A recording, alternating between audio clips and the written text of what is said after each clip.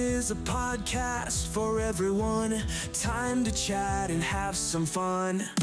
Shawk Talk, Shawk Talk. Shawk Talk, Shawk Talk, Shawk Talk. Shawk Talk.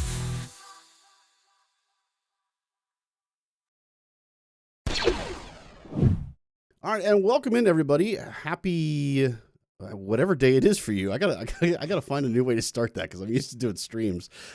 Happy Shawk Talk Podcast Day, I guess is what I'll call it, guys. Shawk Talk Day. I love it. Exactly, Shawk Talk Day. Guys, we've got our second episode officially starting today. We have our second guest as well. Super duper amazing dude. He is one of my all-time favorite streamers. I'm not gonna lie. I don't say that for everybody. One of my all-time favorite streamers. I always try to pop in whenever I get a chance because the vibe is just GG, baby. The vibe is GG. I'll put it that way. Dunk understands me. We've got Sir Dunk the Tall in the house tonight, guys. Welcome in, Dunk. Hey, y'all. It's a pleasure to be here. Thanks for having me, Shaka. Y'all, I'm Sir Dunk the Tall, variety gamer. Love to hang out. I guess we're the hype night. I love Twitch. it. The hype Yes, night sir. indeed. So, Dunk, do me a favor. Mm. So, you obviously stream on Twitch. I kind of mentioned that. You mentioned that as well. But for any of our listeners / viewers out there, what is your background before you got into streaming? Because I think that would be something of interest, especially with what you're wearing right now. Yeah. So, background. Oh boy. How deep do we want to go? Let's open the can of worms, buddy. As the ladies say, as deep as you can go, baby. Oh my, that's what she said. So I am an active duty veteran. I was in the Air Force for 8 years. Stationed in Alaska for about half of it, attached to a combat unit for the other half. Got to see the world. Went to every continent except for Australia and Antarctica. It was a hell of a life. Iraq, Afghanistan, all of that stuff. Came back from Afghanistan, had met Strongheart. Most of y'all know her, and decided, hey, I'm done. I've been gone for basically 3 out of these 4 years I've been here. I'm not leaving anymore. So got out, started up at a major auto insurer, and worked there for about 10 years. Worked my way up from being on the call center. Hey, my name's blah, blah, blah. How can we help you today? Type of deal, to supervision, leadership, dealing with, attorneys, injuries, all sorts of stuff. Moved on up to the world of IT out there. Was fantastic. That was kind of the promised land where you go to retire. And suddenly they said, nope. We're laying off everybody and giving your jobs to AI and remote overseas call centers. So, you know what? I took everything I had, ponied it all up on a dream, and said, I want to stream. I want to build something. I want to build a place where everybody can come and, be themselves, and we can all have a good time, play some games, listen to some tunes, and the Dunk Tank was born. That is awesome, man. That is so awesome. Guys, like I said, Dunk is an absolutely phenomenal person.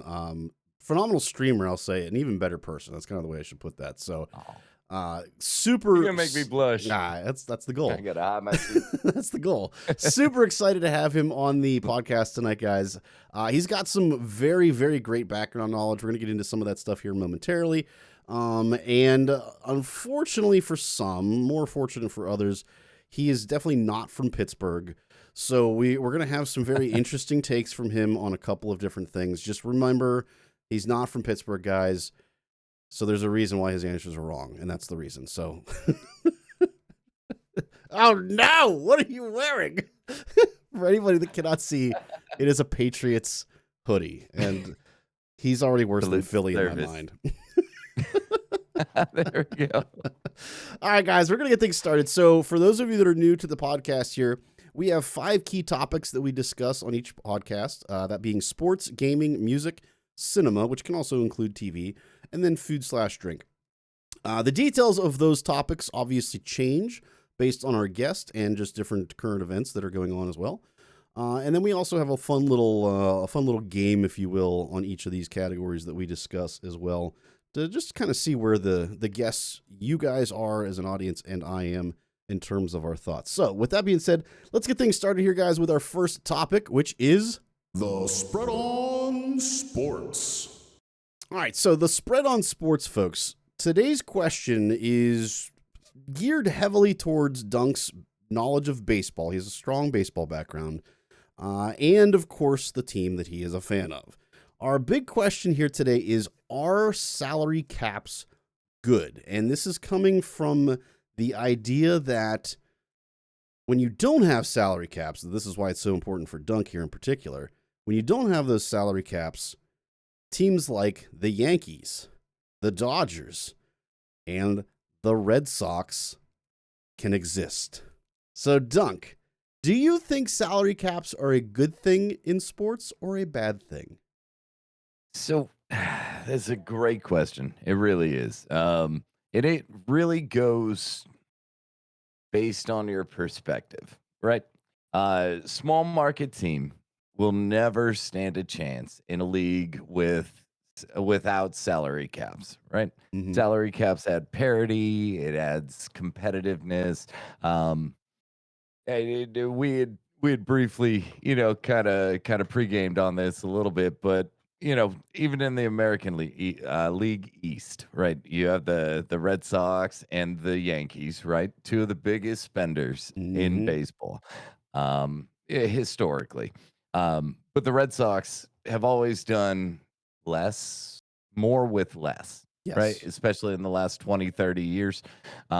We have done more with less.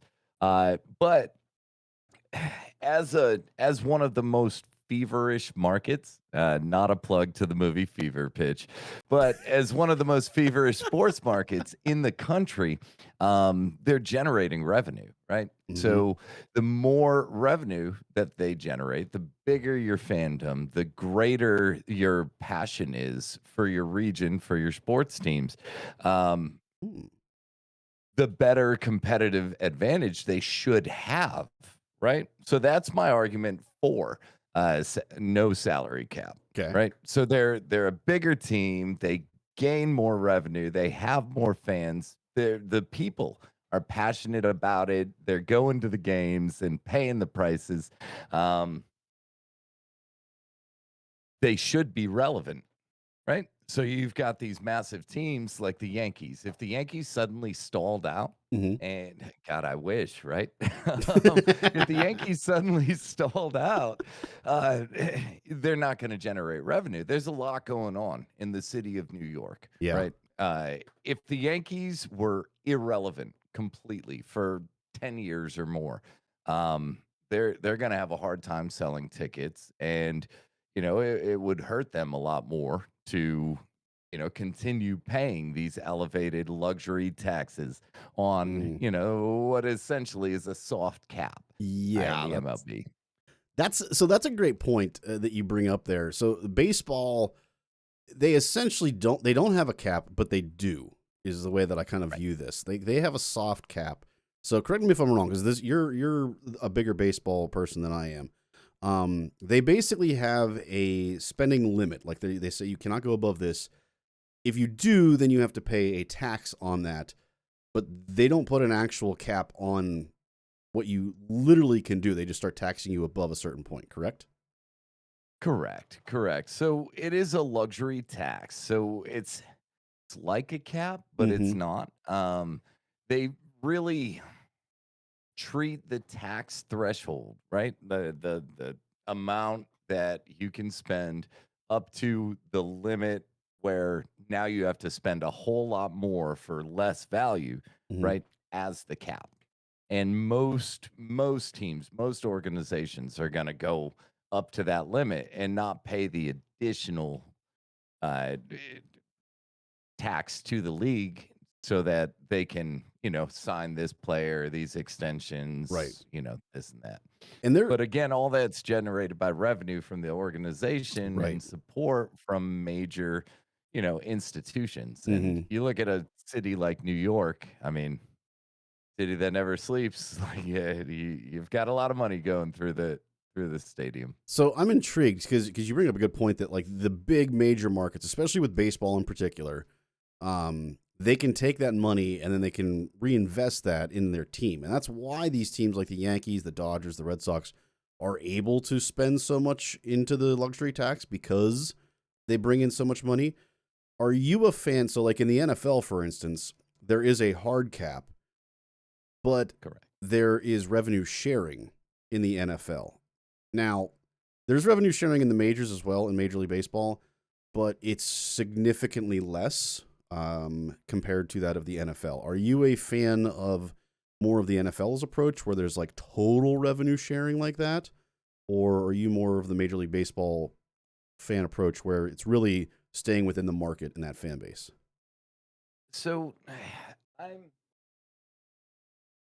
me think about this a little bit. I think that I'd be more on board with.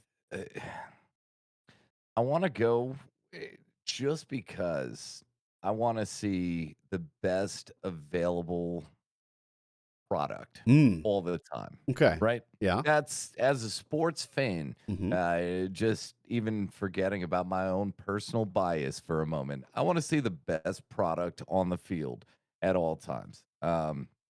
Whatever it is, like I do want to see a level playing field, Hmm. um, to see the best, you know, um, competition that can be had. Yeah. So I am in favor of the hard caps. The NFL has done it very well.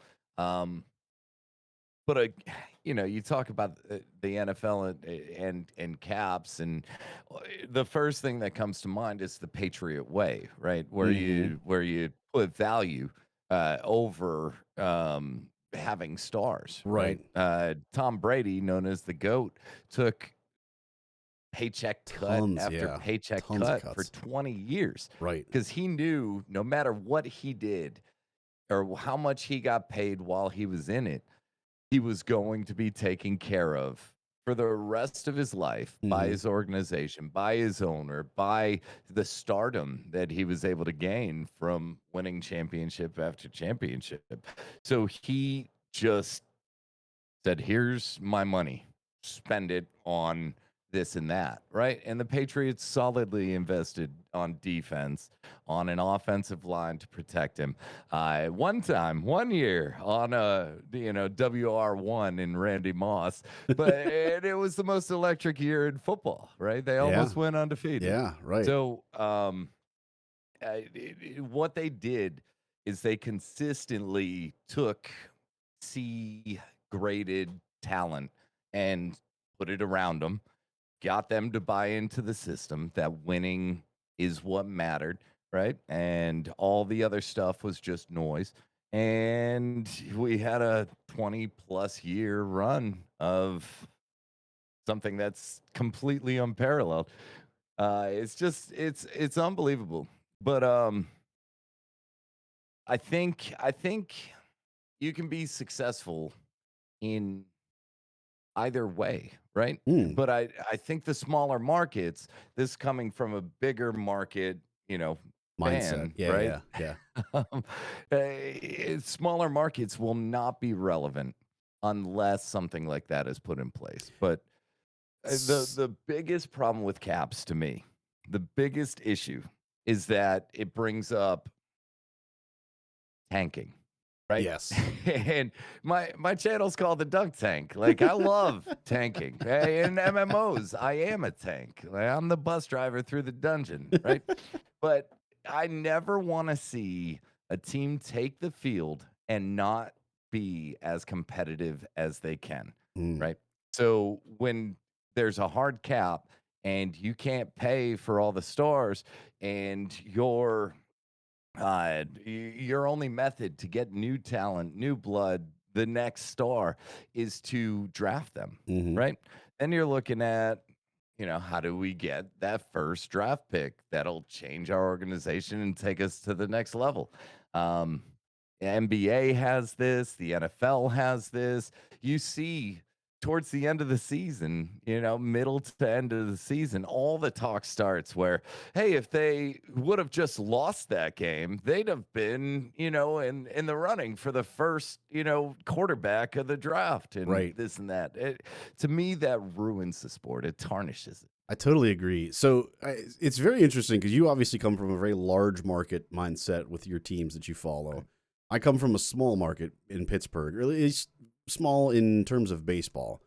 And we've seen that in baseball year after year after year after year, where they just constantly are tanking. And they're not tanking because they want to lose and get good players. They're tanking because they don't want to pay money. Like they've Right. found a way to profit off of the system, off of the Red Sox, the Yankees, the Dodgers of the world, where they're paying all of this luxury tax, and then the Pirates just get that money and they're making profit hand over fist. That in itself, I think, is a problem. It's a major problem in baseball. For some reason, it seems to not be as much of an issue in the NFL, which I don't completely understand. Maybe that's because it's a complete revenue share system, but I would think that wouldn't eliminate it. Where I think the sport we have not talked about yet, that I think really gets this right, is hockey. So in hockey, not only do they have a hard cap, and I think the hard cap is debatable. Like, I can understand, like, with your arguing of being able to go over the cap with, like, the Red Sox and the Yankees and stuff like that, putting the best product in the field. I can kind of understand that and get behind it. But to me, what every sport needs is they need a floor for the cap. So there's the ceiling of the cap. In hockey, they have a floor for the cap as well, a minimum cap level that you have to hit as an organization, so that money that the NHL is bringing in is being spent towards you putting out a good product. You talked about being, having a good product on the field, or in this case, the ice. Like, that's something that they get right, and I think needs to be in more sports, particularly in the majors. You've got your bridge deals, you've got your team-friendly contracts, which, Mhm. It's not the same as a franchise tag, Right. but it is, paying the talent Yep. but also locking the talent to your team. Your Mario Lemieux and, Patrick Roy's and all those of the world.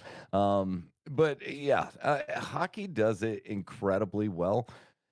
But you also have to think ratings wise and revenue wise. Mhm. Unfortunately, even being a great sport that it is, Right. it's it's I mean, It it's pales in a comparison. grain of sand Yeah. in the desert of these other sports. I Right. mean, MLB revenue, NFL revenue, it's bonkers. Now, so interesting question with that, their dunk. Yeah. Do you think that the system that they run, like having a floor and having a ceiling, do you think that contributes to them not being as popular and creating as much revenue, or do you think it's more just the sport itself?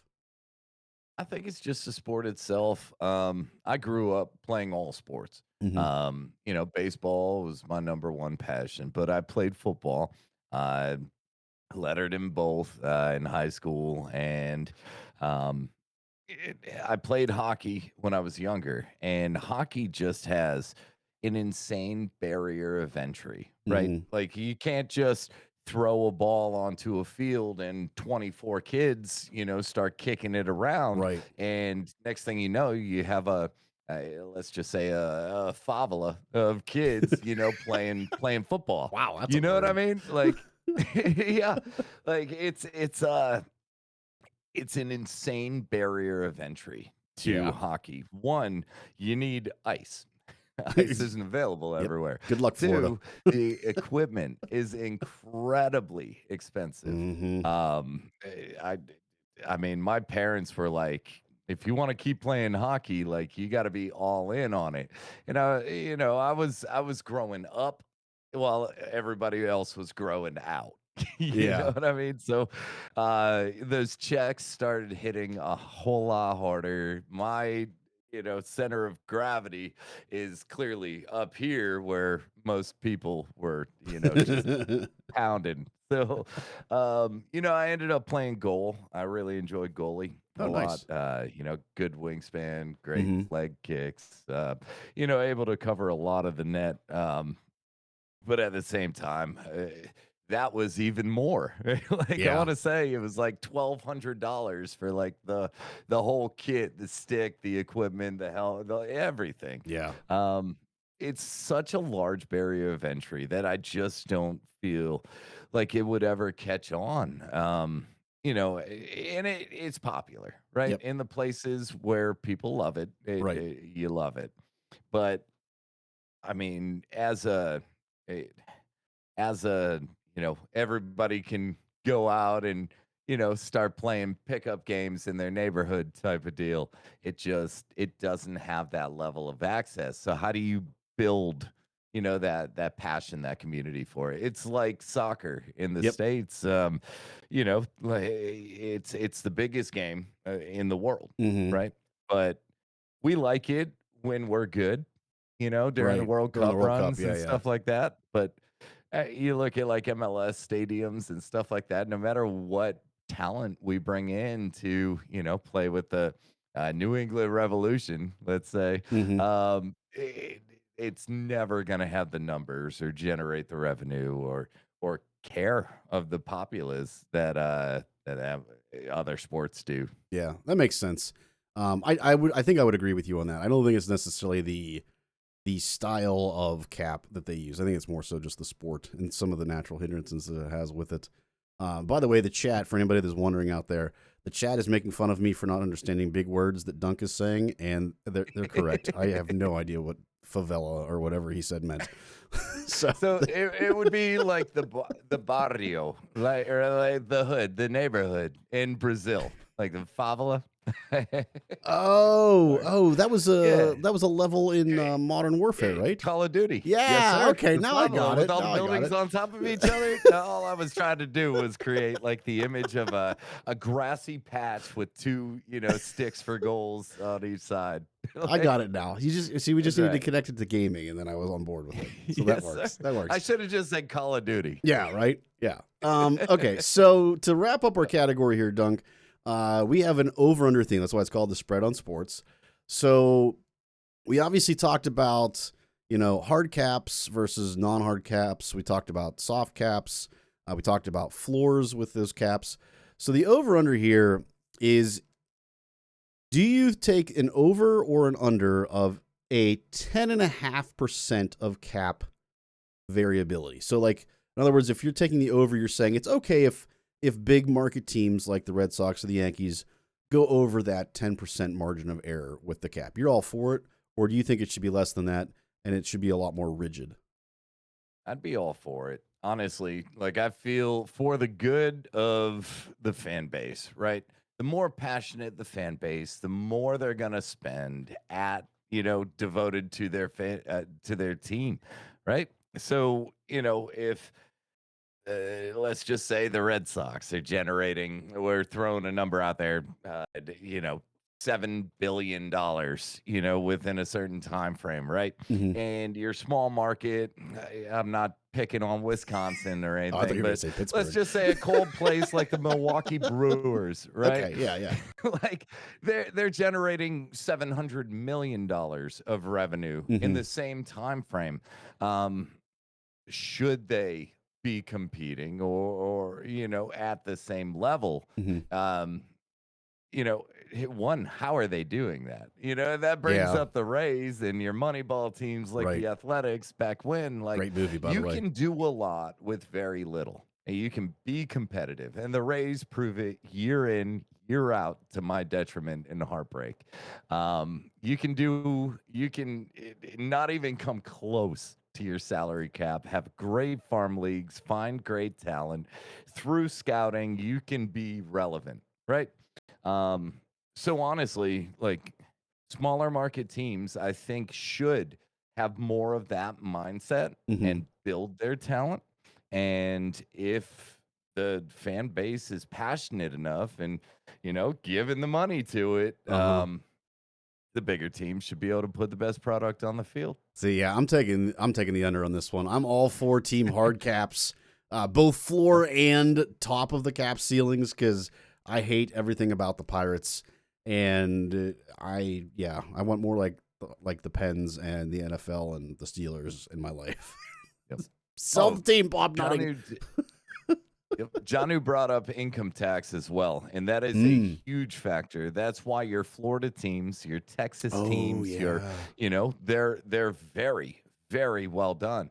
You look at, again, picking on Wisconsin here, like Green Bay, right? Green Bay with Aaron Rodgers, they could not get talent around Aaron. One, because he took more than half their money that they could spend every single year. Right. But two, who the hell wants to go to somewhere cold where they wear blocks of cheese on their head and you get taxed out the wazoo at a rate of 18% just for, taking a paycheck? Yeah.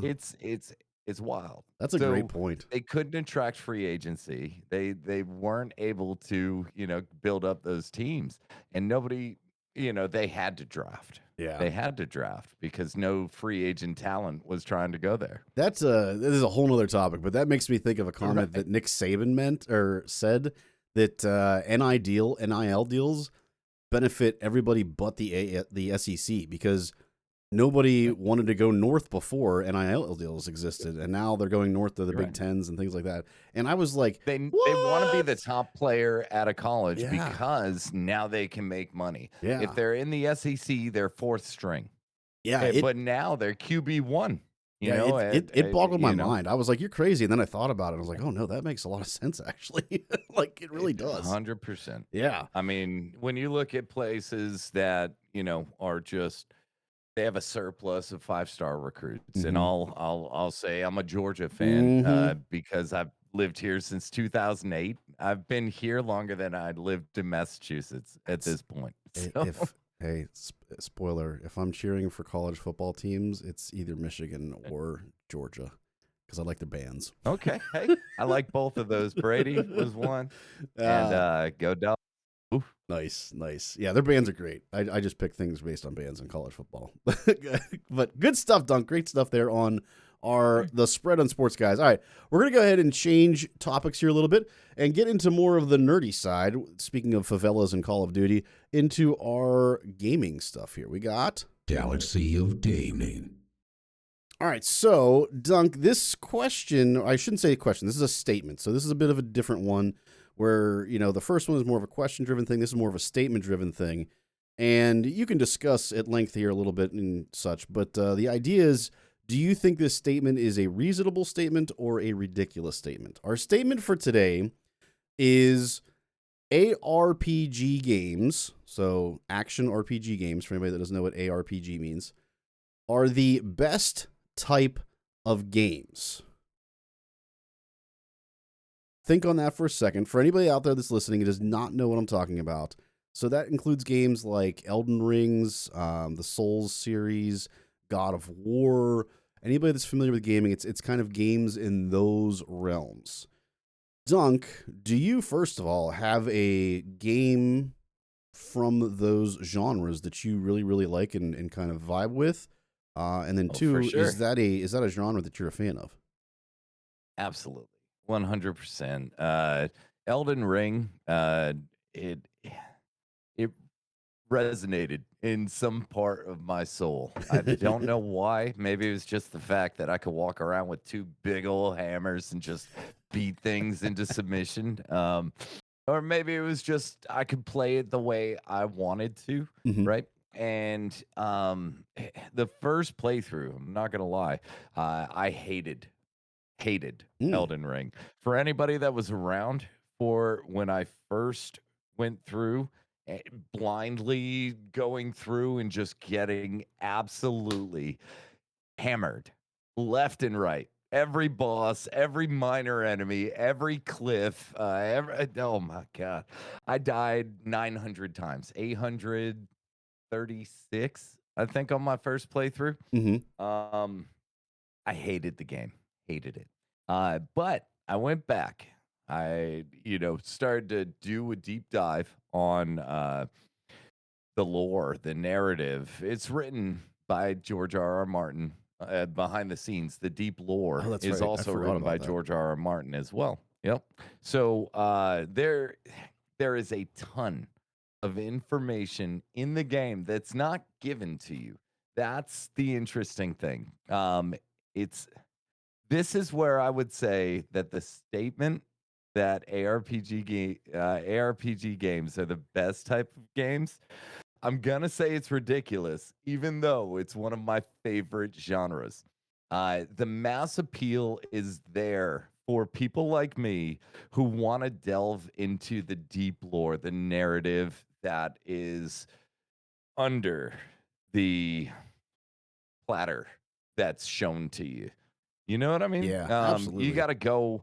You gotta get a few rounds deep into that on that full course of meal Yeah. to really start to get into it. So, in a mass perspective, I'm gonna say no because it it takes a lot to get there. I'm a very narrative driven guy. I love my RPGs. But games like that are easy to pick up for people that, I don't know. It seems like the attention span of the world has Mm. just drastically reduced, You're right? preaching to the choir, sir.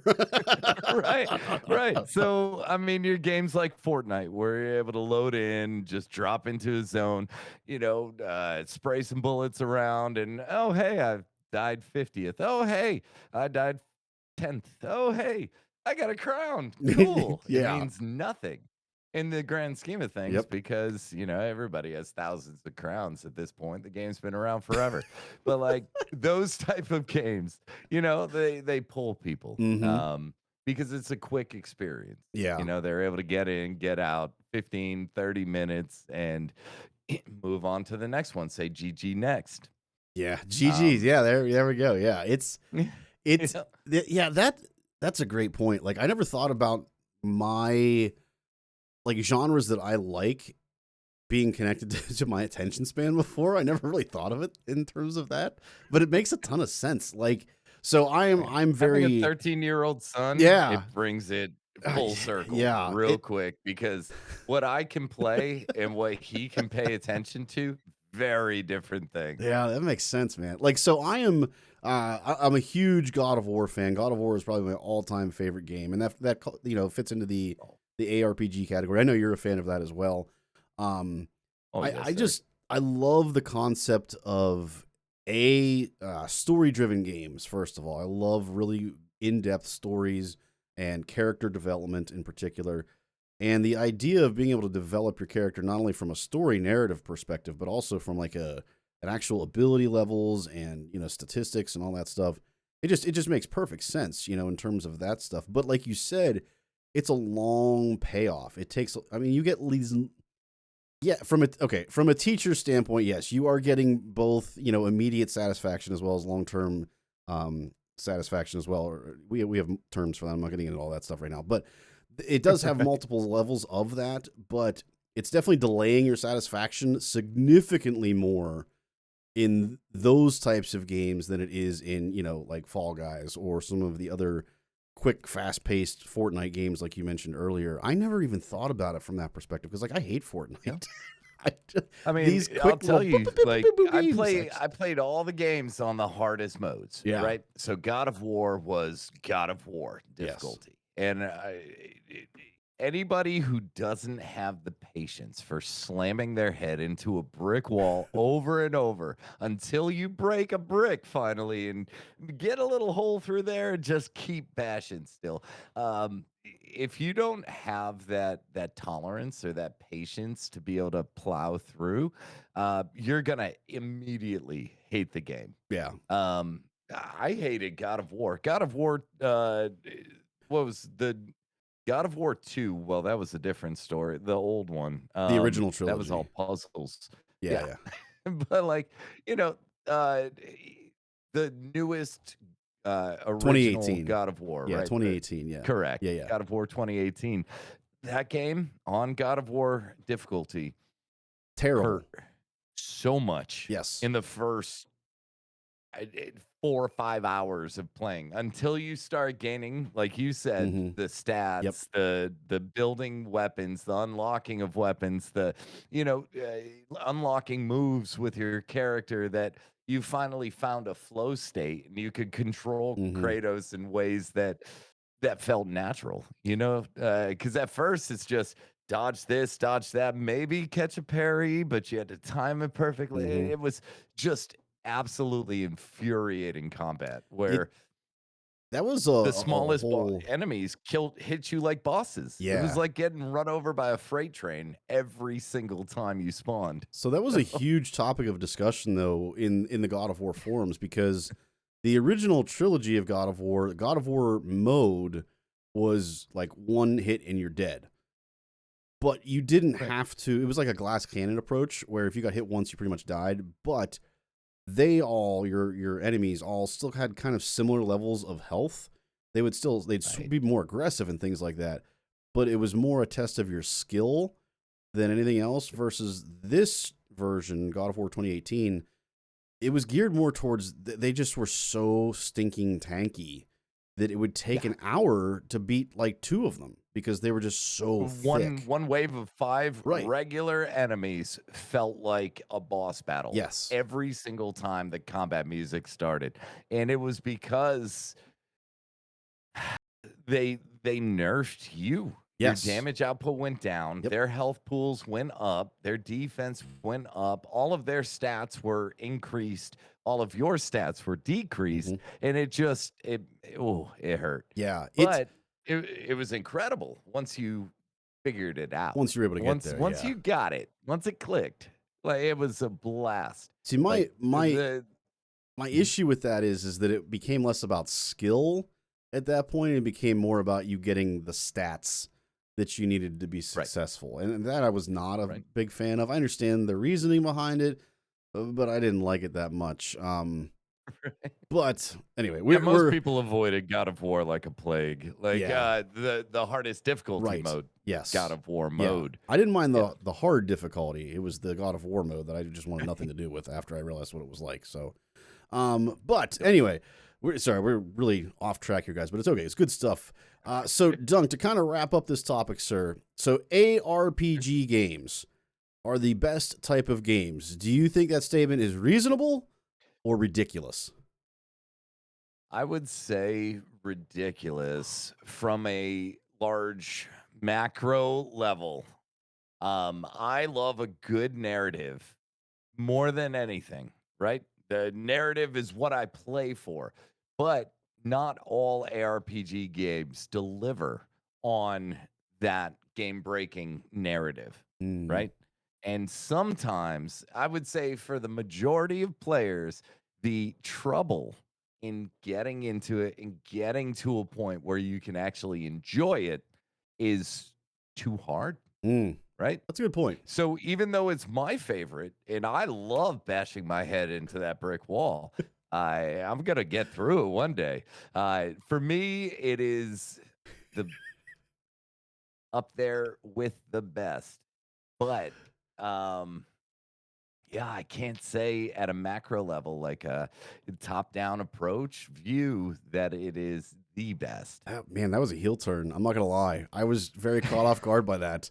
Because the real answer is it's I saw your reasonable, jaw guys. drop. It's totally reasonable. This is the moment where Shaka says, "No, sir." It's reasonable. I feel like I'm a gladiator right now. And Yeah, right. Great oh movie, my by god, the way. the So, Caesar just executed me. so J Murph in chat, for anybody that's unaware, listening to this afterwards, we have a live chat. We are doing this live over on Twitch, and the chat is commenting away as we are doing this. J Murph raises a really good comment here, Dunk, and I feel like this is the one you're going to say is reasonable. He said, "The best games are the most fun games to play." I agree. Yeah, I that agree. that is also a And I reasonable just statement. don't feel like those games at a mass level are fun for most people, Mm, right? yep. It's fun to me, but I don't know if it's fun for everybody. Like my wife would never play, and y'all know Strongheart. She would never boot up Elden Ring and start playing it. Yeah. Ever. Let us know in chat, guys, or in comments if you're listening to this afterwards. Is Dunk wrong and I'm right? And that's all I'm going to say because it's just I'm right. All right, moving on. That is the best thing about gaming. Real quick, though, that is the best thing about gaming, though. There is something out there for everyone. That is and true. I've known probably 5 people now that have all said, I'm not a gamer, I'm not a gamer, I'm not a gamer. All it took was them finding the game that they enjoyed. And these are now all gamers. That's a very good point. Shout out Luis. Shout Very out Luis. nicely done, sir. Nicely done. All right, guys. Our third topic here is none other than musical news aids. So Dunk and I both are big music fans. I obviously come from a music background. Dunk also has a pretty substantial music background. This guy is like not Leonardo DiCaprio. Oh my goodness. Leonardo da Vinci. He's a Renaissance Never win man. an Oscar? Is that me? Well, he did win one. He did get one eventually. I know. He finally got He one. finally got it, yeah. But he's also a big music fan as well. Like, he has a pretty substantial music background here. So this is going to be an interesting discussion with us. This is an A-B comparison, sir. So what is more important, in your mind at least, the lyrics or the instrumentation in music? Oh, boy.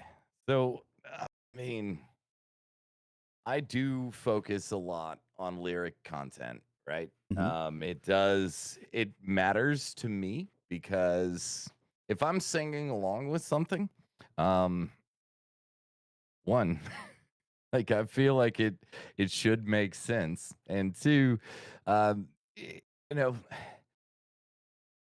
it's more powerful if it means something, right? Mhm. If it means something to you, but at the same on the other side of the coin here, music, it's a unique thing, right? Because music can strike that chord in anybody, right? I need a And everybody thump. gets that different resonance, right? It hits you different when you hear. Some people it's drums, some people it's just a beat, some people it's a flow. Like, it doesn't matter what a rapper's saying, but Mhm. how he delivers that message is what people grab onto, right? Right. So to me, it's got to be the instrumentation for me. I've got to say a B. But it's a sliding scale. Okay. Okay. And let me back this up real quick and give you some justification for why instrumentation matters. And I'm just thinking of a globally known mega band that has done incredible things and had an insane career for 30 years and still goes hard today and sells out arenas, the biggest arenas in the country. Dave Matthews Band, Mm. right? Jam band that just gets out there and puts out albums which generally gain traction, had big hits through the 90s and stuff like that. But the lyrics make no damn sense. Look up the lyrics to any of their songs. Nothing makes sense. Like, Crash Into Me. I mean, if you take it in bite-sized, one sentence snippets, you can kind of piece together something. But if you read a lyric book Mhm. for any of Dave Matthews' songs, right? They make no sense, and people love it. Yeah. I mean, look at classic rock, like I call it classic now. Even the 80s, like AC/DC. Like, what the hell is Thunderstruck? Yeah. Like all of these things, like All I know is thunder. That's TNT about and it. Dynamite, TNT. I'm gonna win that fight. Like, what are we talking about? I'm a power load. Watch me explode. Like, but these are bangers. These are bangers that are, absolutely ingrained in culture in their genres. So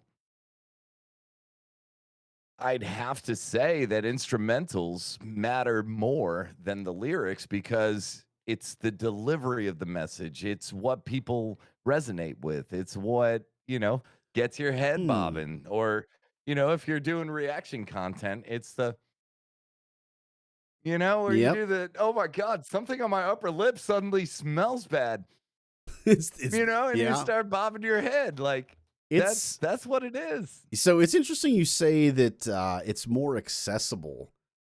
Because I've found so with the reaction background that I have, because I by the way, I am totally team instrumentation with you. Like we'll get into that in a second. But the vast majority of commenters, at least on YouTube, they focus on lyrics. Like they are team lyrics through and through. Like that is something that as long as you have a understanding of the English language, then you can understand that and you can grasp that and make a connection with lyrics versus not everybody has a full understanding of music theory and understands why these things do what they do to you and make you feel the way you do. And so I would argue the opposite on just that statement. I would argue that the lyrics are the more accessible aspect of it. But I do agree that the groove is what I'll call it of the music is what really hooks people.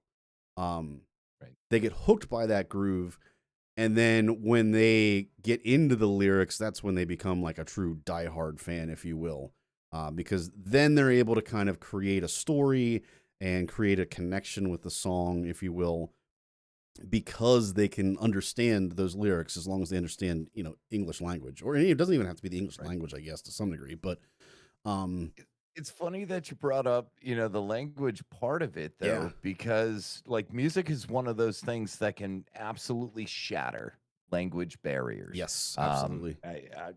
This is gonna sound real nerdy, real for a second here, but I got super deep into J rock. I mean, early 2000s, late Hmm. 90s, early 2000s. There were bands I followed, and thank God for Napster back in the day. Right? But, You're totally aging like yourself all right of now. these, exactly, like all of these bands that I had access to that had the greatest sounds that I'd ever heard. I mean, guitarists rivaling my favorites like Slash. I mean, unbelievable magicians, at producing music. And I didn't understand a word they said. Hmm. Like I started to understand. Like you hear, I used to like enough times. It's like, okay, well, that probably means I love you. But like, like you start hearing things enough times, you get a little feeling for what it might mean. Yep. But it didn't matter because the songs were just, I mean, they hit your soul Hmm. and they were fantastic. So like you look at these major acts coming out of the US that are global superstars like Taylor Swift. She's performing in front of crowds that they're able to sing the songs because they've heard them so many times, but probably can't even understand, don't know what the lyric content is. That's a great point. Yeah. You know what I mean? Yep. Michael Jackson did it in the 80s. He had We Are the World, going, and people could sing along with it because it was basic, English, but at the same time, like the feeling, the coming together of these global crowds, it wasn't the lyrical content that made that happen. It was his performance, his voice, his timbre, like Hmm. nobody did it like him. Yeah. That's why he was the king of pop. That's a great point. Like I think of like even just Hakuna Matata. Uh Thinking of like a weem away, a weem away, a weem away. Like there's so Right. many of these little riffs, these little hooks, as they call it in music, that Right. that are gibberish. It makes no sense from a lyrical standpoint. And it's still something that you can really catch on to and like and love. And I mean, like I would love to use the more nuanced and fancy version. Like my argument would be, well, like when I listen to Adagio for Strings by Samuel Barber, like I still have all this emotional connection to the song, even though there's no lyrics to it. And I mean, yes, that's true, but really, my final argument is going to be Mbop. Like, who Right. has not listened Exactly. to Mbop and just loved that song and had a ton of fun, even though it's just mbop. That's the extent of that lyrical amazingness. Like, Or if I say ooga chaka, ooga, yes, ooga, that's ooga another one I chaka, was thinking of. ooga, Yeah, ooga, ooga chaka. You know, like everybody goes, I can't stop this feeling. right. You know, Yeah. and it's like the lyrical content. It okay. So there are some artists, right, that for their time they were more poets or spoken speakers, Hmm. right, of that generation, right? Right. And these are people to me like oh my god, what hurricane here comes the story of the Bob Dylan, Mm, the hurricane, right? big lyricist. Yeah. Those lyrics Yep.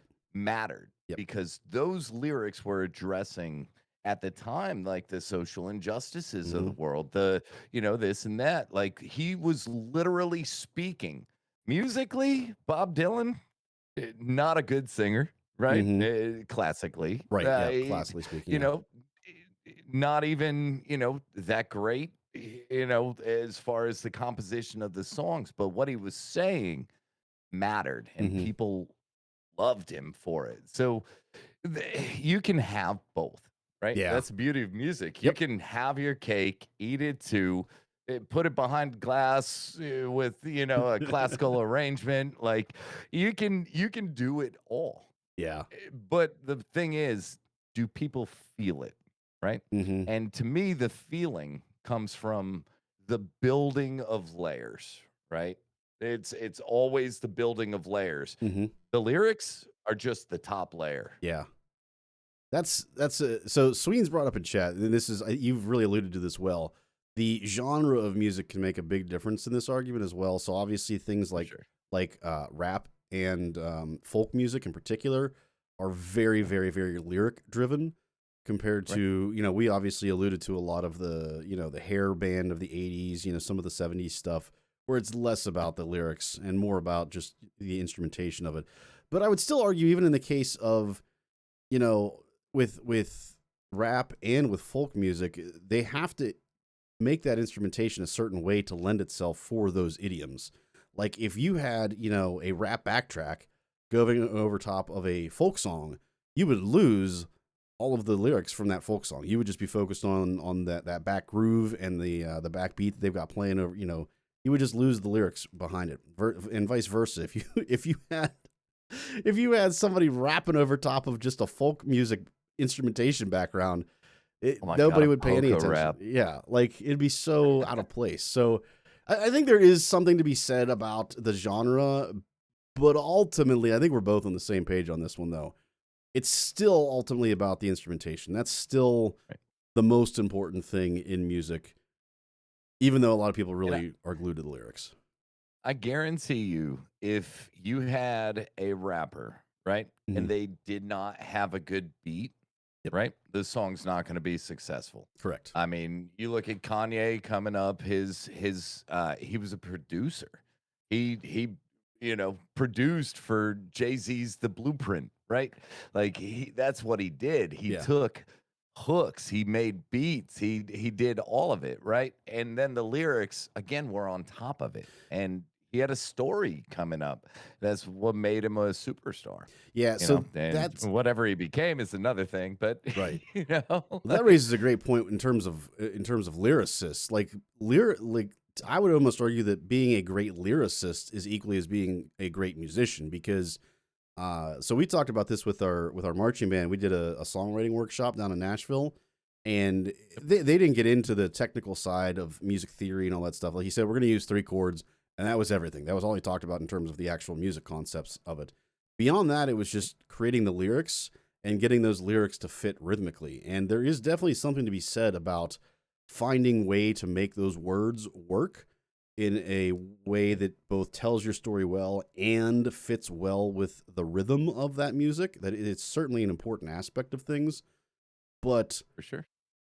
ultimately, if you don't, I would still argue, if you don't have that music, that background of the music to go with it, then it's just poetry at that point. Right. And Spoken word. it's just spoken word at that point. It's still not the same. It's still very important, but not the same and not as important as instrumentation. So Now, I know, we have the advent of AI, and Sora is now making music for people now. And, like they're using ChatGPT for lyrics and stuff. But there have always been songwriters, right? There's always been that cheat code, Yep. right? The person that knew the poetry and prose and how to actually fit that to a melody and a rhythm, right? And those were the shadow puppeteers behind the music industry for, I mean, 100 years. Oh, yeah. At this point, 2026, we're looking at 1926. We could easily say 100 years. The music industry has been easily an industry, from the right? 1920s on. Yes, definitely.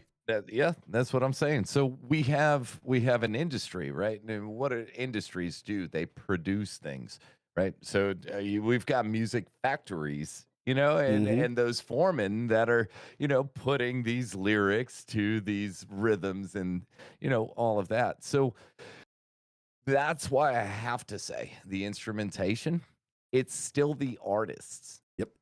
performing and delivering that instrumentation, right? Where a shadow puppeteer in the background could have been writing the lyrics, and sure, you have a talented singer, right? It's still the band that comes together to make that beautiful, sweet, sweet music. Love it. Love it, Dunk. Great point, man. I'm glad we're on the same page on this one, unlike the ARPG games. Guys, let us know in the comments. Are we on point with this? I'm sure if this is the reaction channel group, they're gonna fry us, man. They're gonna be so mad at us. Yeah, come at me, bro. Yeah, come at me, bro. But let us know, guys, in the comments whether you're live or not. Which one do you think it is, the lyrics or the instrumentation? Moving on to some cinema action. Scintillating cinema. So this is a fairly broad topic, but it works well because Dunk obviously comes from a gaming background as well. Recently, Dunk, we've had a lot of TV series. We're focusing more on TV here this time, or as I call it, TV. Streaming, I guess, is the better way to put it. And the big push for gaming to now become kind of the AAA streaming service series that we've got going on. Prime example, Last of Us on HBO, Fallout on Prime, and now the more recently announced production of God of War in that series that's going to be coming out. What are your thoughts on gaming turned TV, sir? You pro? Not a fan of it? What are you thinking? So I wish I could borrow your paddle and then baby, duplicate it. Yes. Yes. So I have to say that gaming has evolved, right? I've been through all the stages, right? I played on Atari when I was a kid. I can date myself. I'm old. But I've been through every generation and iteration of all of it, right? And I love that because I've been able to experience it. And we had a wave through the 80s, the 90s, and even the 2000s of them trying to bring and bridge that gap between gaming and the big screen. Right. Oh yeah, especially the big TV screen. shows were okay. Like, I mean, you had your Mario, you had your Teenage Mutant Ninja Turtles. Like, most of the time they created a game to sell more product, right? Off of these characters, these IPs. But I will say anything that started as a game that went to the big screen was a terrible flop. It was bad. The adaptations to movies to take a game and crush it into an hour and a half or 2 hour experience never translated. Look at Tomb Raider. Like Lara Croft. I mean, you had Angelina Jolie, like biggest star at the time, most desirable actress, this and that. The movie was god awful. It's just bad. I mean, terrible. Was not true to the game, the spirit of the game, the spirit of the character. They just put the name on it and said, do whatever the hell you want. There was so much artistic liberty just taken with that. So what I love now is that directors are seeing that gaming has transitioned over the last 20 years from you know, something you sit and do in your basement and, get some enjoyment out of, to becoming long form storytelling, right? Right. It was like Gears of War 2005, Yeah. I was gonna 2006, say it's around then. Yeah. like, was the first game that really, and we're not talking RPGs here, 60-hour movies like The Stand from, Stephen King. Hmm. I'm talking about a game that you could play in 15 hours, right? Just play through and just, holy crap, I'm moving a character in a movie.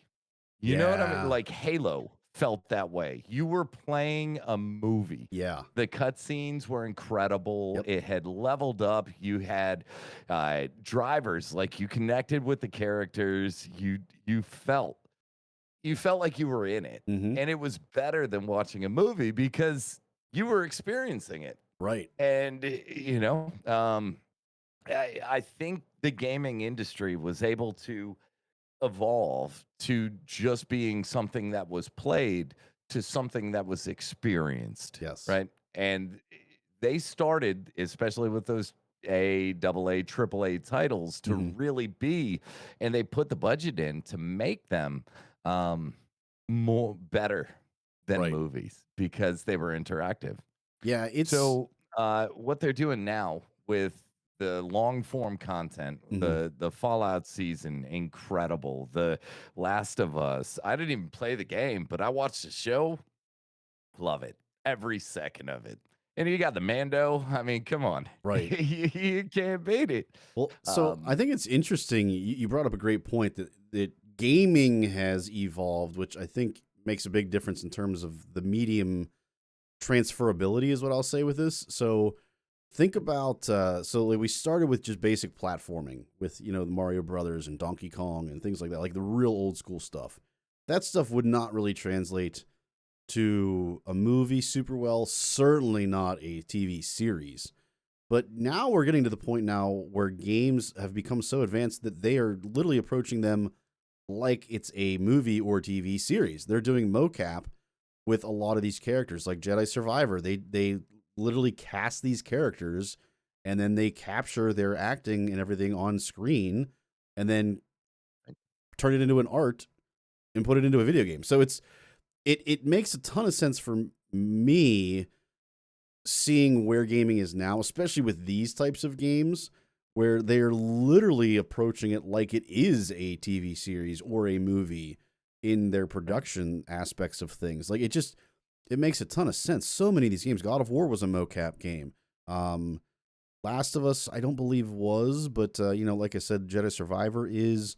I'm trying to think of another recent. Ghost of Yote, Ghost of Tsushima, those were all mocap games. Like all of these really massive big games that are story driven, I'll say. I won't say necessarily ARPG like we talked about earlier, but are very story driven. Baldur's Gate, which I didn't play, but I know same situation. They're using mocap there. Like all of these games just make a ton of sense in a TV series standpoint. I thought you brought up a really interesting point though, in that they don't translate well to movies because there's just too much. There's too much content. There's too much story to put into an hour and a how half, do you 2 hour long generate thing. that care, that connection? How do you make Right. the the events, the characters Mhm. matter? So And I would. that's I struggle with movies to begin with because I'm not somebody that gets attached quickly Yeah. to anything. So 90 minutes to 120 minutes, it takes a lot to get me to care in Yeah. that time frame. I see. I think it's interesting because so these games that are very, very story driven and like are doing mocap and things like that, to me, they absolutely need to be in the TV series realm or the streaming series realm. But I almost feel like it's shifted. Like, so you mentioned that we used to do like Teenage Mutant Ninja Turtles. Now, I mean, that was technically a cartoon turned game. But You're right. even like Mario Brothers, though, was a game turned TV show, and they Mhm. tried to do movies, and for the most part, it failed until recently. It did do pretty Right. well.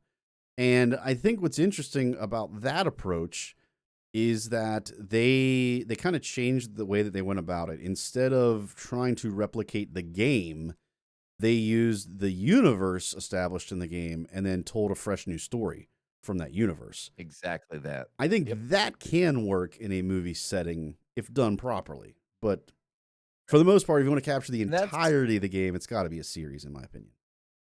That's kind of why Fallout is having as much success as it is. That's a good point. Now on Amazon, it's the #1 show on Prime. Yep. Because they've used the Fallout universe, they've used the vaults, they've used the outside of the vault environments, they've used, the rad roaches and all the things that trigger those players that have played. They hit that vibe of nostalgia. Yeah. But they're also telling an entirely new story. Right. And that's exactly what you were saying to piggyback on it.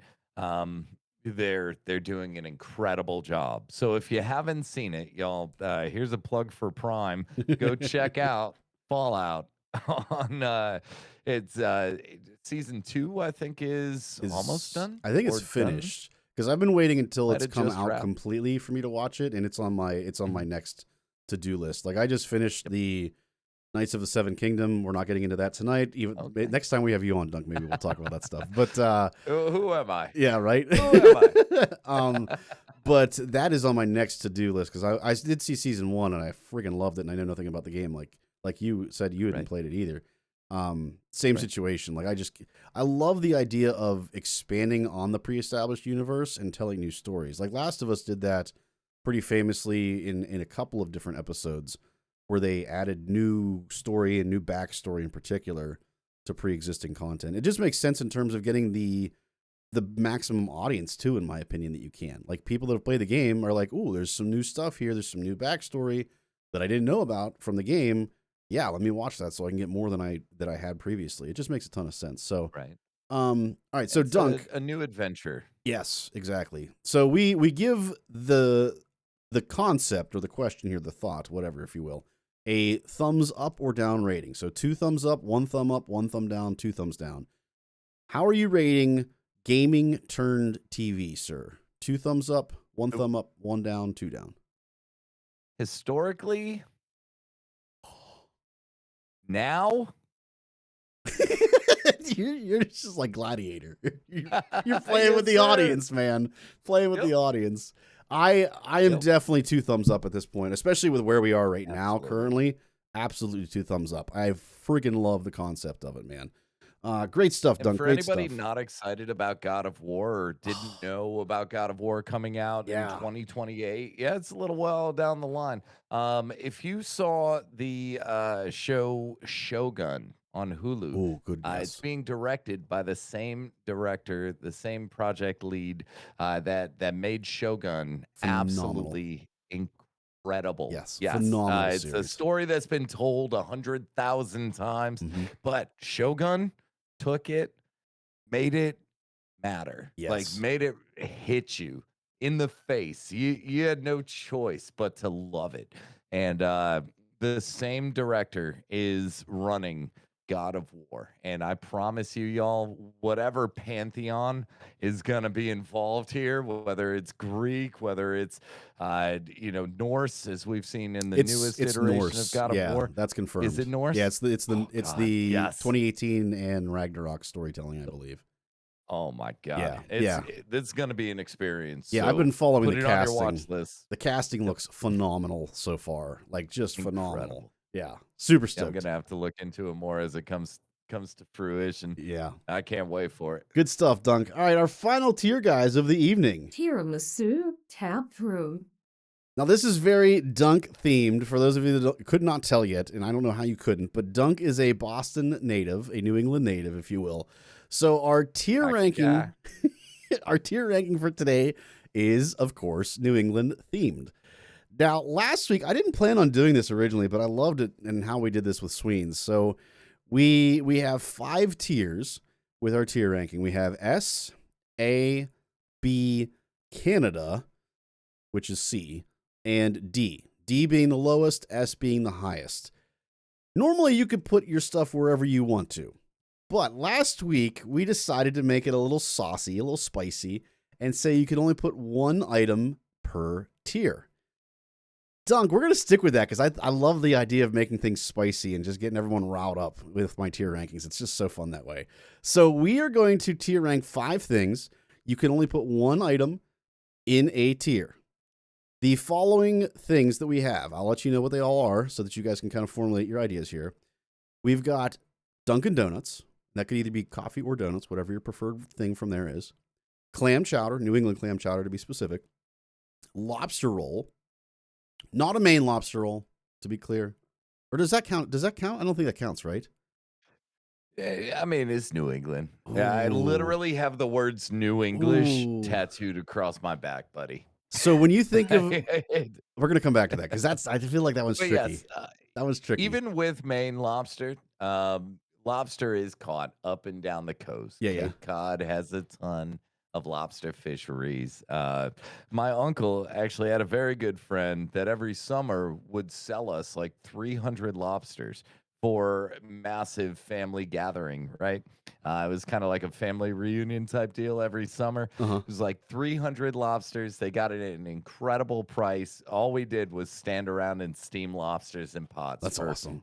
6 hours and just crush them. Nice. So we have lobster roll, we have the Fenway Frank, and then we have Sam Adams as well. So Sam Adams is a whole, not necessarily just the original Sam Adams, but any beer from Sam Adams. So, Dunk, with that being said, we're going to kind of go in the order that I just said there, starting with Dunkin' Donuts. Where are you putting Dunkin' Donuts in your tier rankings, sir? It's got to be up there. I mean, it's cut off due to cropping, but Dunkin' Go Nuts is literally our channel. So, we have to put it up there. Oh boy, I mean, it's forever S tier, but oh no, I didn't mean you had to move it. It's all good. It's all good. There We you gotta go. let the people Here you see. go, y'all. Dunkin' Go Nuts, baby. Okay, so looking at this and looking at my options, I have to play the long game here now. That's what makes I this have to, like, spicy. structure it first to be able to get there. Oh my god! How about this? I'll go first so you can kind of simmer and get your thoughts put together. So with Okay. Dunkin' Donuts, for me, given these things, now, one of these things I have not had before, so I have to preface it with that. But Dunkin' Donuts for me, D tier. D. Absolutely D tier. The coffee is mid at best, and the donuts are mid at best, especially anymore. Maybe originally when Dunkin' Donuts first came out, it was better, but now, no. Mid at best. Right. And given this list, I got to go D. They're D tier. Sorry, bottom of the Okay. barrel for Dunkin' Donuts. D for Dunkin', yes. Okay. Ooh, D for Dunkin'. That's wild. So, I mean, it's different because even in Georgia, right? I've lived in Georgia since 2008. Even in Georgia, Dunkin's not the same here as it was at home. Right. Or, like when I travel back and I go eat at Dunkin', it's very much better. Yeah. It's very much better. So, the Boston cream donut itself is gonna propel this higher than your D. Oh, It like a is. Boston cream pie. It has to. The Boston cream. It is the winner. I see. It brings it up to. I'm gonna give it a B. Wow. I'm gonna give it a B. I am really intrigued to see I'm where you put some of struggling this other between stuff. D. Wow. I know. I'm struggling between giving it a B or slotting it safely into C for Canada, which I love. Anybody that knows, I love Canada. Okay, but it's gotta be B for the Boston cream. Yeah, B for Boston that cream. donut is it's unrivaled. Well done, Anywhere. Kino. Krispy Kremes, your local shops, the Boston cream is goated. Interesting, sir. All right, so I got D, he's got B. We're very far apart on that one. We'll see if the other ones are as far apart or if we kind of meld our minds a little bit better here. Moving to clam chowder. So New England clam chowder. Dunk, do you want to go first? Or you want me to go first on this one? I'll go. Okay, The go for clam it. chowder. So if I'm making the clam chowder, I literally have a recipe that I've spent. I'm in my 40s, y'all. Mhm. I'm 40, almost 2 years old this year. I've spent 30 years perfecting my clam chowder recipe, and if it's my clam chowder, it's S. But Mm, if it's canned clam chowder, anything like that, we're we're gonna slot it into the A. We're gonna slot it into A interesting. for clam chowder. I want to just point out as well. I appreciate you trying to say chowder in the New England Chowder. accent, even though you've kind of lost it over the years of being in Georgia. So I just want to give you dibs for that. I appreciate that. Yeah, I mean, some things come back, and when you're drinking this MEA, it comes back a little harder. You pack the cat and have it yet. You pick water. There you go. Um, Yeah. it's just you go to Dunkin', you get a coffee. it's Sounds like it's an what it is. accent that I should add to my repertoire, Dunk. It's a good one. It's a good one. Keno loves when the Boston comes out. It's about to go off the rails when the Boston comes Oh, out. that's awesome, man. So you got that A for clam chowder. Wow. Okay, so we're gotta very be far mad. apart so far, man. I'm going C on this one, Canada. Now, it's probably because I know how you feel about Canada. yeah, Canada's not good in my book, guys. So it's probably because I've only ever had canned clam chowder, or maybe at best I had it like in a Ooh. restaurant once. I've never Right. had in New England clam chowder. So that Oh, probably man. plays a part in it. Well, you got to tell me when the Shock Troop is getting together, because I'll make a clam chowder. So actually, fun fact, I'll be in New Hampshire this upcoming summer. I know that's not Okay. Boston, but close enough. I'll see if I can get some New England clam chowder while I'm up there. Hell yeah, man. Yeah, you definitely got to sort it out. Yeah. A good mom and pop like clam chowder, like the closest you can get to an actual clam chowder. For me, it's a hearty stew. Mhm. It's more of a stew than a soup.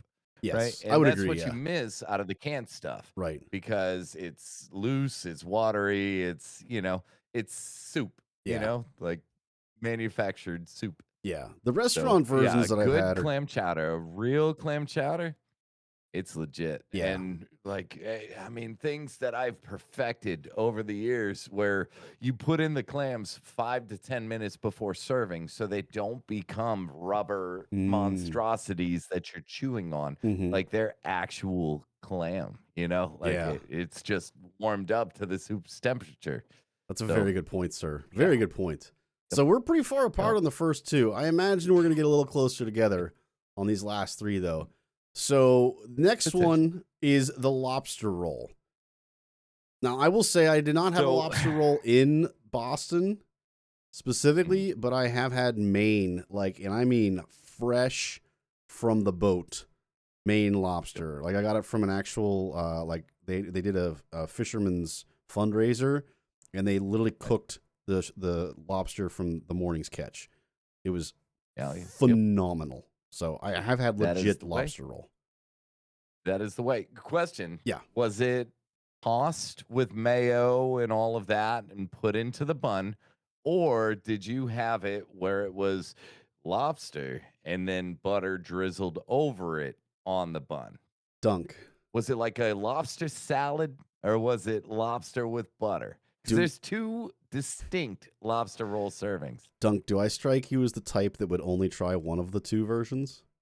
Yes, I love you, Shaka. Hell yes. You get it all. Oh, You oh, yeah. like me. Yeah, they were like, which version do you want? I said, yes. All of it. All Yes. of it, yes. Yes.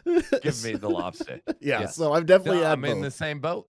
Um, So I think you know what? Let's do it this time. I think we might be in the same boat. I think so. Give our rating in 3, 2, 1. S tier. S. Yes, absolutely Yeah, S tier. All the way. 100%. all the way. 100%. So I do have a question then with this. Do you which version do you prefer, the mayo version or the butter version?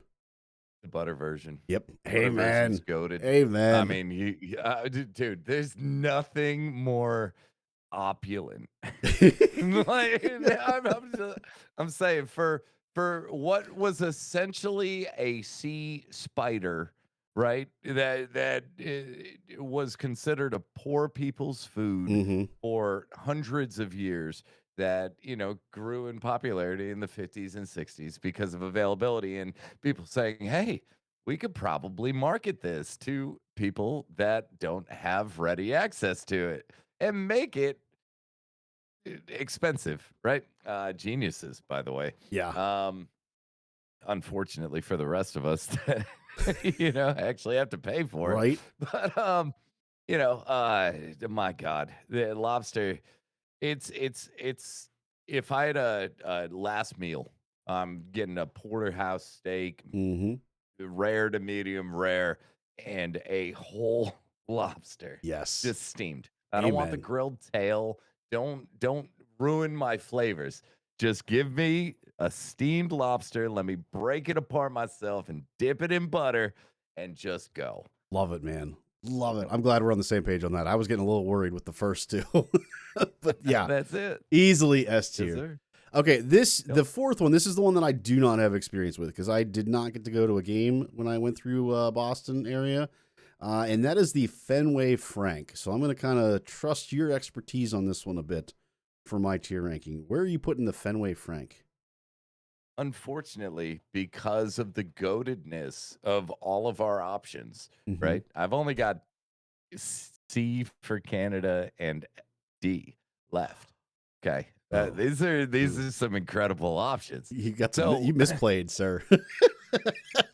no, not at all. I'm 100% on mine. Oh, okay. Like I don't regret it at all. I All would right. take a lobster roll, a bowl of clam chowder, or right. a Boston cream donut from Dunkin' Donuts Let them cook, over guys. a Fenway Let them Frank cook. anytime.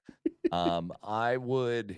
And what's great is all 5 of these items I could literally sit in a seat at Fenway Park and consume them all at one Mm, time. They're all available that's a good point. in the stadium. So the Fenway Frank, it's a fantastic dog. It is. The Fenway Frank is all beef. Does not have the pork hooves or all the other mess. It is a beef Frank, and it is incredible. But it's got to take the last spot against Wow. this competition. It's got to take the D. I got to give the most phallic food in history the D. Uh, I this have to. I love it. This I will podcast put them all was in my mouth. it was this podcast was so PG, and then we started just orgasming over lobster rolls, and now we got into phallic shapes with the hot dogs. Like we've officially gone into dad and sad mode at this point, Dunk. Dad and sad mode activated. That's sir. right. I love putting them in my mouth, but I got to give them the D. No. So, quick question with this: are there Is there- like specific toppings for the Fenway Frank, or is it whatever you want? I mean, you get whatever. Okay, They've okay. got it all. The most popular are going to be your ketchup, mayo, relish, things like that. Gotcha. So it's not like a Chicago so at dog, the stadium. No. Okay. It's not like everything on it type of deal. My favorite, like if you're out at your seat, right, and you're like somebody's walking around like, "Hey, get your Fenway Frank here," and you'll be like, "Hey," and you throw him like a 5, balled up. You'll Yeah. throw a 5 at him, and like he'll huck a freaking bun and dog wrapped in aluminum at your face, and you grab it and you don't have any toppings. You're just enjoying the dog and the bun. Like Interesting. that's it. But So if you go to one of the concessions, any of the concessions, like they've got it, setups next to it where you put all your toppings on. And as long as there's going to be a million people there, it's going to be a big pain in the butt. But you could make essentially a Chicago dog yeah, out of a Fenway Frank Gotcha. with all the toppings. But like if I had the choice, I'd throw fresh onion, and sauerkraut on there. Oh, Like interesting. raw onion to me with a dog just hits hard, and and then the sauerkraut. I mean, sauerkraut's always a win. So, yep, I'd sauerkraut it. Interesting. I am not on Team Sauerkraut at all, but You're not? no, I hate Oh, sauerkraut. I love it. Yeah. Like a Reuben is the goated Mm-mm. sandwich in the world. Can't do Yep, it. that's S plus S triple S tier. I also don't do raw onion either. Like I'm a No. ketchup man. Just give me ketchup. That's it. Really? Yeah, real. What do real, you do with your chili dogs? Just put cheese on I it? do like chili dogs, but yeah, chili and cheese with chili dogs. I do like chili dogs, but I don't say that I'm because that's a telling you, brother, Cincinnati thing. Raw onion layered over that chili and cheese is it's an experience. Yeah. It just pops. It has that flavor profile. So you Onions too spicy? so Interesting. the Interesting. all beef phallic shape I think has swayed me. Oh, I love how you did a little bit of this. I didn't even mean that. Whoops. It's I just can't help it. It's just what I do. I blame the chat. It still is. doing it. Yeah, I know, right? It is. I'm gonna go B tier with this, because I do like hot dogs, especially if they're really good hot dogs. And I have not been to a baseball game in forever because I refuse to go to the Pirates games anymore because of Bob Nutting. That's a whole other discussion. Three Rivers Stadium is a great stadium, though. I actually Well, Three Rivers is saw no longer a Red- thing. Well, it was when I went yeah. there. Oh, I see what you're saying. Okay. Yeah. It was. Yes. PNC Park is what they have now. Yeah. Yep. Which is way better than Three Rivers. Three Rivers was my first experience, but PNC blows it out the water. But there's just something about having a hot dog at a baseball game, at a venue like PNC Park, like Fenway. So I'm gonna go B on that one. Which leads us to our final one, Sam Adams. Sammy A. You're wow. You said you're not a beer person though, so I kind of understand where this is coming from now. I do drink liquor over beer. Yeah. It's just one, it takes a whole lot less to get where you want to be, and two, I tolerate it a whole lot better. I can drink mixed drinks forever. Yeah. Like I drink 5-6 beers. I'm like, I just ate a loaf of bread. Yeah, it's true. It is very filling. Yeah. So where are you putting your Sam Adams at? Yeah, Sammy A. C is the only left. Okay. And I told y'all before, I love Canada. I love my Sam Adams. So There you we go. gotta merge those two together. We got the brew and the maple leaf, baby, all coming together. Putting a non-Canadian beer in Canada. I love it. That's right. It's very appropriate. Hey, I've drank Sam Adams in Canada, so it works. Yeah. So I'm going A tier on this just because it's beer. I do love beer. I'm more of a beer than a liquor person, personally.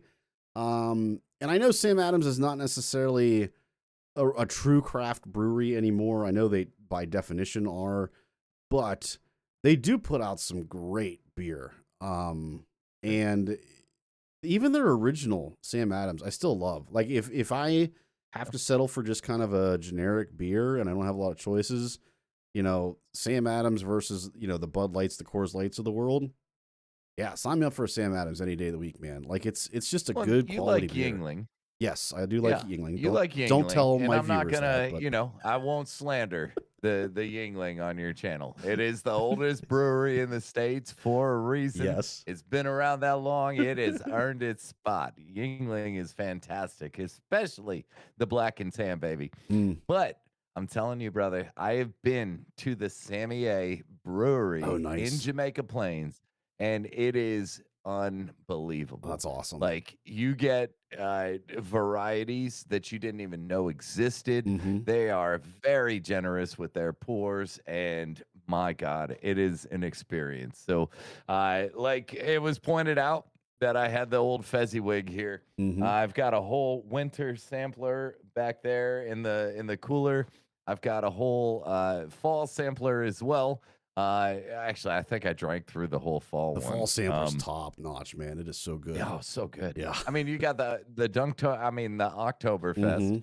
Sorry, let me correct myself there. No need. Dunktoberfest is correct. It's okay. Yeah, I mean, I got labels. Yeah, Like, exactly. literally, I have labels. Um, but yeah, I mean, what was it? The Jack one that was like pumpkin spiced. Jack-o'-lantern, I think. It was like Jack something, Jack-o'-lantern. It was something like that. Mhm. And it's absolutely incredible. Yeah. I mean, you can't beat their fall varieties. Yes, agreed. I think that's why I had to Yep. go A on that one. I had to save the A spot for that. Yeah. So Yeah, see, and I gave it to a great country that I have so much love for my friendly neighbors to the north. I had to, oh, Canada, my Sammy A. I had to gift y'all that we can share together. it's a good gift, sir. We can share together.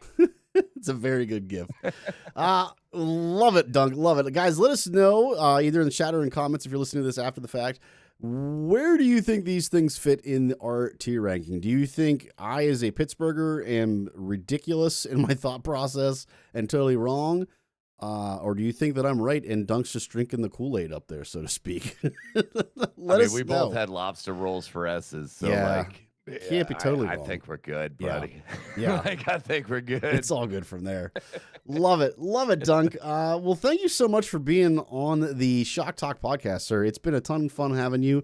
Let the people know where they can find you and how they can get more of you, sir. Absolutely. So I'm all over the place on Twitter or X.com now as Sir Dunk the T4LL. On Twitch as Sir Dunk the Tall, YouTube at Sir Dunk the Tall. I spell it out. It's all there. On every social Discord, we do have a Dunk Tank official Discord. It is discord.gg/ the Dunk Tank. Holy crap, I forgot my own Discord. I think it is the Dunk Tank. Yeah, hold on. Yeah. It is the Dunk Tank is the community. So jump in the Discord. We've got a couple hundred people in there that would love to talk to you too. All the other socials are in there as well. Honestly, I have not been online as much as I'd like to be.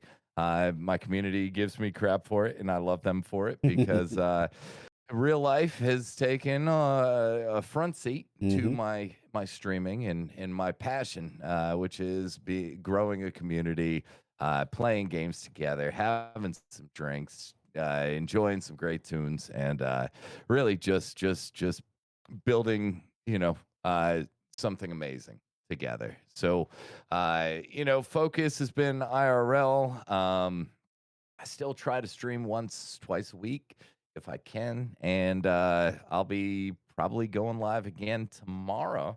Nice. So it would be awesome to see some of y'all there. Sounds great, man. I will We're definitely finishing off Claire Obscure Expedition 33, which is an actual RPG. Yeah, there you go. Yeah, it was greatest game. Great music too, years. from what I hear. Oh, fantastic. Dude, I could listen to that soundtrack for the rest of my life. And to my point, it's all in French, so lyrics don't matter. There you go. It is B. I love it. Love it, Dunk. Well, there you have it, guys. Yes, Great, amazing guest. Like I said, go check out his stuff, guys. I can't say enough positive things about him. Great dude, great streamer, just a great community as a whole. Definitely get over there, give him some love, check out his stuff, and continue checking more of his stuff out because it's going to be great stuff moving far into the future. Dunk, thank you so much. Any final parting words before we roll the outro, sir? Thank you for having me, Shaka. You and I call you guys the Shock Troopers, but I don't know if it ever caught on. But y'all, I love y'all so much. Thank you so much for having me, brother. And until next time. Dunk and go nuts. Love it, man. Have a good night, everybody. Have a good day if it's your daytime. We'll see you on the next Shawk Tawk podcast.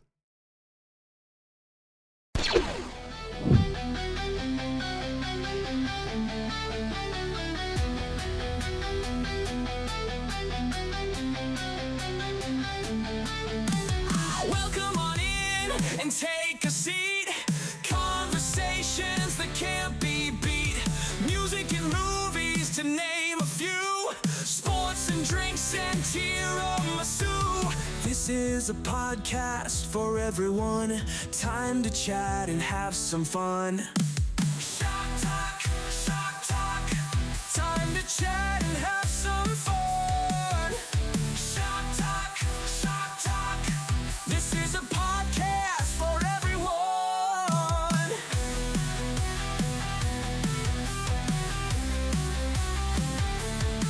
Shawk Talk,